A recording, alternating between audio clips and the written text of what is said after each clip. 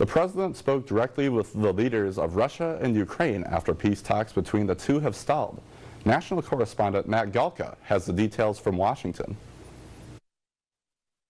A series of high-stakes phone calls between President Donald Trump and the leaders of both Ukraine and Russia. Trump spoke with Ukrainian President Volodymyr Zelensky and Russian President Vladimir Putin individually over the phone Monday.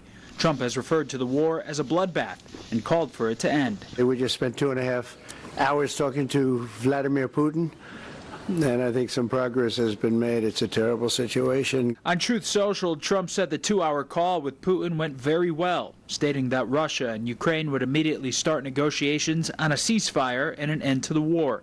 He also said Russia wants to engage in large-scale trade with the U.S. and that the Vatican is interested in hosting the peace talks. Prior to the call, the vice president speculated Putin didn't know how to get out of the war he started with Ukraine. He's re-engineered his entire economy. What used to be manufacturing facilities making products for people to use in their civilian life, they're now making tank shells and artillery shells and drones.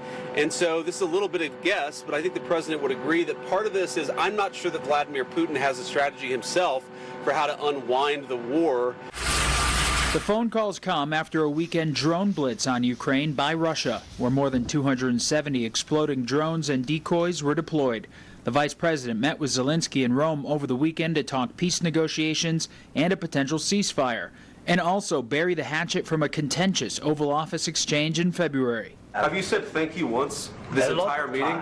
No, in this entire meeting, have you said thank you? Putin no-showed face-to-face peace negotiations in Turkey last week, with the White House saying President Trump has grown increasingly frustrated with how talks have gone. The president had previously put the prospect of tough economic sanctions for Russia back on the table, saying it's an option he hopes he doesn't have to use. Reporting in Washington, I'm Matt Gelka.